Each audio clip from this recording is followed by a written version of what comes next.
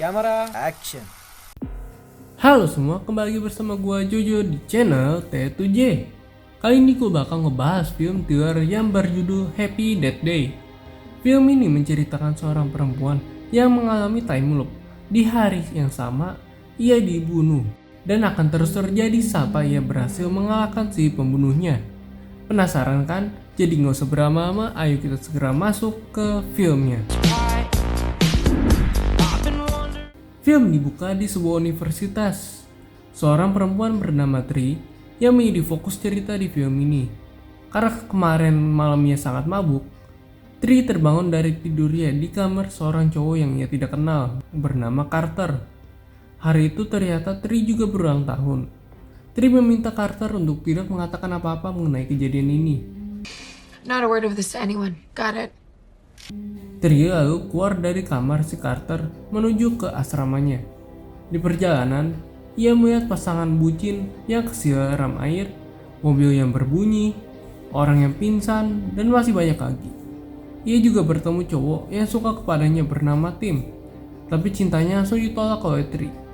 Singkat cerita, ia juga sampai di asramanya dan dikenalkan kepala asrama di sana bernama Danieli. Di sana Tri juga sekamar dengan temannya yang seorang perawat bernama Lori. Sebelum berangkat ke kelas, Lori membuatkan kue ulang tahun untuk Tri. Tapi sifatnya yang kasar, bodoh amat dan nggak tahu diri, ia membuang kue tersebut di depan Lori. I made that from scratch. Too many carbs. Singkat cerita, sesudah ikut kelas, Tri bersama gengnya makan bersama-sama. Dengan gaya-gaya anak sok gaul, membuat mereka semua menjadikan perempuan yang makan kebanyakan. Di saat mau pergi, tidak sengaja perempuan itu menabrak Carter, membuat minumannya tumpah ke baju Tri. Carter yang ingin membalikan barang yang tertinggal di kamarnya, membuat Tri makin kesal kepadanya. Tri lalu pergi menuju ke rumah sakit. Di perjalanan, ia ditelepon oleh ayahnya dari pagi, tapi tidak diangkat olehnya. Tri yang ke rumah sakit ternyata bukan untuk menjenguk seorang atau sakit. Ia malah ingin bercocok tanam dengan dokter yang berada di sana bernama Gregory. Tapi cocok tanamnya batal saat istri dari Greg tersebut masuk ke ruangannya. Cewek yang gak tahu diri yang menjadi pelakor. Jancok! Malamnya Danieli menanyakan Tri untuk pergi ke pesta yang nantinya Tri akan menyusul. Saat perjalanan menuju ke pesta, ia mendengar telepon dari ayahnya yang marah karena tidak datang ke restoran yang ditentukan di mana ayahnya sudah menunggu selama sejam.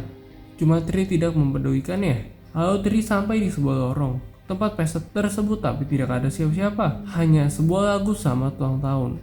Tiba-tiba muncul orang bertopeng di belakangnya.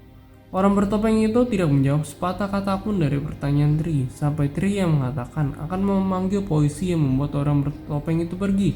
Tapi saat Tri keluar dari lorong, tiba-tiba muncul kembali orang bertopeng itu yang berniat membunuh Tri. Tri pun berusaha kabur, tapi usahanya gagal dan Tri pun dibunuh. Bukannya berpindah alam, Tri malah terbangun dan berpindah tempat di kamar Carter ke hari dan waktu yang sama. Bahkan Carter pun mengatakan omongan yang sama persis seperti saat pertama kali Tri terbangun dari kamar itu. Tri yang merasa deja vu lalu keluar dari asrama Carter. Ia melihat semua kejadian yang sama, seperti pasangan bucin yang siam air, mobil yang berbunyi, orang yang pingsan, dan masih banyak lagi. Bahkan sampai ia bertemu dengan Greg, semua terjadi sama seperti sebelumnya. Di asramanya, Tri melihat video lamanya saat ia berulang tahun, di mana saat itu ibunya diceritakan masih hidup. Lalu masuk kembali Daniel yang mengatakan mengadakan pesta. Saat berjalan ke pesta, Tri melihat seorang yang memakai topeng sama seperti yang membunuhnya, tapi dia ternyata hanya orang lain. Saat sampai di lorong, Tri mendengar lagu ulang tahun kembali yang memberi kesimpulan kalau ia tidak kalah deja vu atau bermimpi kalau nantinya ia akan dibunuh. Ia segera balik ke asrama, tapi pintunya terkunci. Tiba-tiba Tri segera menonjok orang bertopeng itu, tapi ternyata itu adalah Nick dan mereka sedang melakukan kejutan dari teman-temannya untuk Tri yang ulang tahun. Di sana, Nick yang menggebetnya dan mengajak Tri untuk bercocok tanam, yang membuat Daniela cemburu. Di kamar, Tri kembali didatangi oleh orang bertopeng lagi, yang ternyata adalah Nick lagi. Nick lalu menyalakan musik yang suaranya bisa terdengar sampai rumah tetangga. Di saat Tri sedang membahas chat dari Daniela, muncul seorang yang menggunakan topeng beneran dan membunuh Nick. Melihat kejadian itu, Tri segera cabut dari sana, tapi gagal. Sebelum ngebunuh Tri, ada seorang yang masuk kamar itu dan melihat kejadian Tri yang akan dibunuh. Tapi karena dikira mau bercocok tanam, orang tersebut segera pergi. Saat dibunuh, Tri kembali balik ke kamar Carter. Tahu kalau ia mengalami time loop, ia pun panik.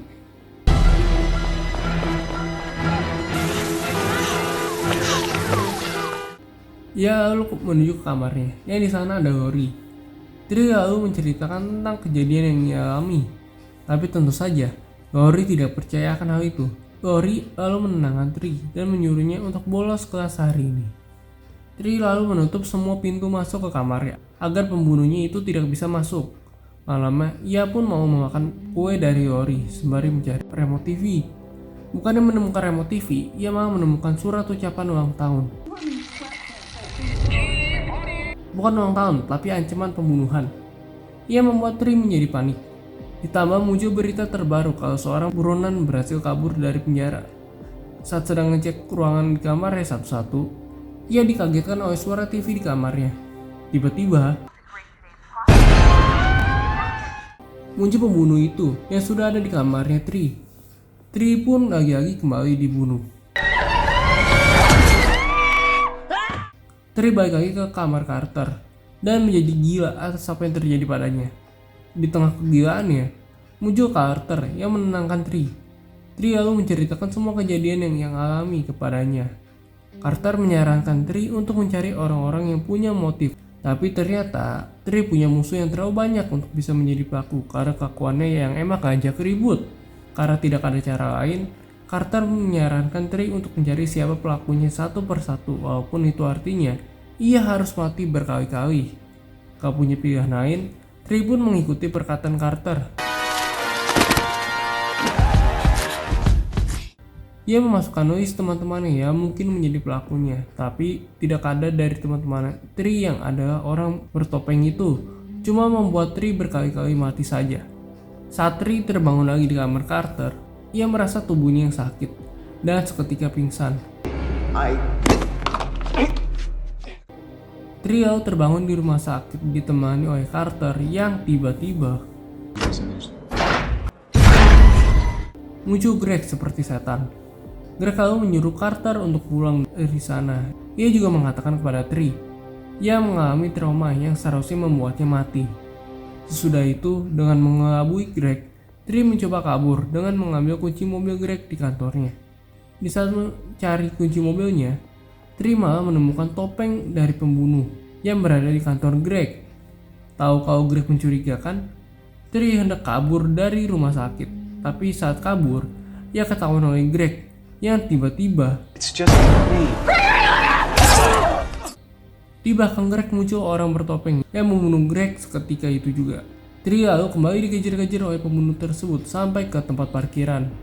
Singkat cerita, Tri berhasil kabur dari rumah sakit dan pembunuhnya. Tri yang kesenangan di jalan diberhentikan polisi karena membawa mobil melewati kecepatan maksimal. Awalnya Tri nggak mau ditangkap, tapi saat dia tahu kalau ia di penjara di sebuah kantor polisi, itu akan menjadi tempat teraman agar pembunuh tidak bisa membunuhnya. Ia pun segera minta ditangkap. I'm drunk, I'm high, pills, weed, you name it, man, I'm on. Tapi saat sudah dimasukkan ke mobil polisi, tiba-tiba polisi tersebut ditabrak oleh si pembunuh dengan mobil. Kali ini Tri dibunuh dengan mobil tersebut diledakan oleh si pembunuh.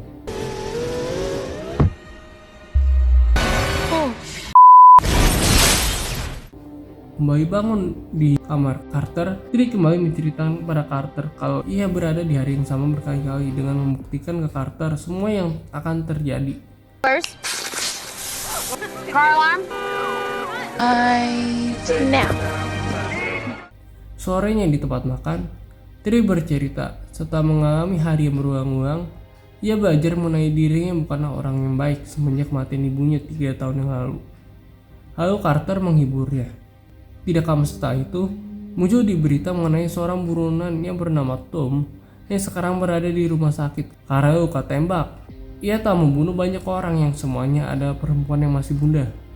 Mendengar hal itu, Terry segera pergi menuju ke rumah sakit karena kemungkinan besar kalau pembunuhnya selama ini adalah buronan itu. Sampai di rumah sakit, ia telat karena polisi yang menjaga di sana sudah mati dan di sana juga ada pembunuhnya. Terry mencoba kabur tapi terpojok. Seketika muncul Carter menyelamatkannya. Tapi karena kalah tenaga, Carter langsung dibunuh oleh buronan itu. Terry berlari sampai ke menara tua. Di sana ia berhasil menipu Tom, tapi Terry teringat dengan Carter yang mati menolongnya. Dan kalau ia berhasil melewati hari itu, maka Carter akan mati sepenuhnya. Karena itu Terry memutuskan untuk bunuh diri untuk mengulang hari. See you soon, ass. Keesokan harinya, Terry yang sudah mengetahui siapa pembunuhnya menjadi ceria.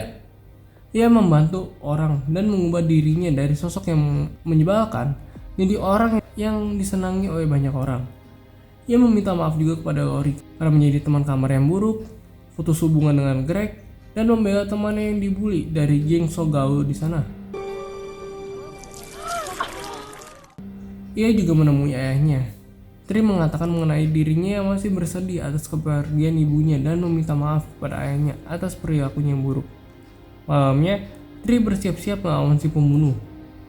Terry lalu menuju rumah sakit dan mengambil pistol polisi tersebut di sana. Di dalam ruangan tersebut, terlihat Tom yang tertidur, tapi Terry mengetahui kalau Tom hanya pura-pura. Tahu akan hal itu, Terry lalu menembak Tom, tapi ternyata pengamannya masih terkunci. Tom yang ternyata sudah lepas dari ikatannya segera mengalahkan Terry dengan mudah. Tom hampir membunuh Terry, tapi ternyata Terry yang sudah berkali-kali mengulangi hari yang sama sudah tahu hal kecil banget seperti waktu lampu di rumah sakit yang akan mati sebentar, membuat sangat menguntungkan Terry dan membuatnya bisa membunuh Tom. Thanks for the tip. Terry pun balik ke kamarnya merayakan ulang tahun bersama Carter. Sebelum meniup lilinnya, Carter bingung bagaimana Tom bisa lepas dari ikatannya, tapi siapa yang peduli, yang penting mereka berhasil melewati hari. Waktu berlalu, dan Terry pun bangun, tapi ternyata Terry balik lagi ke hari yang sama, di kamar Carter.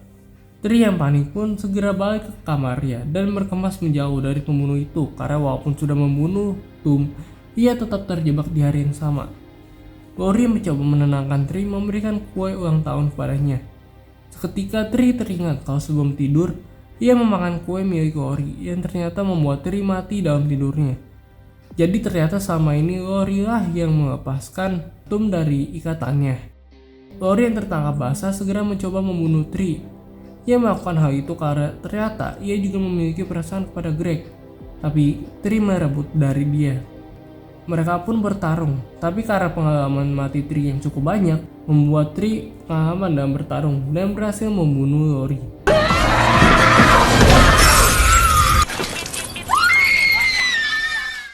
Terry kembali bertemu dengan Carter yang menyarankan untuk tidur di kamarnya karena kamar Terry yang sudah berantakan.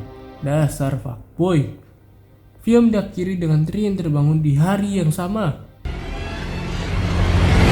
I'm kidding. Tentu saja enggak. Terry akhirnya berhasil terbangun di hari yang berbeda. Sekian alur cerita dari film Happy Death Day. Gimana menurut kalian mengenai film ini? Silahkan tulis di kolom komentar ya. Jika kalian suka jangan lupa buat like, share, dan juga subscribe. Nyalakan juga notifikasi untuk video terbaru dari T2J. Gua Jojo, see you until next video.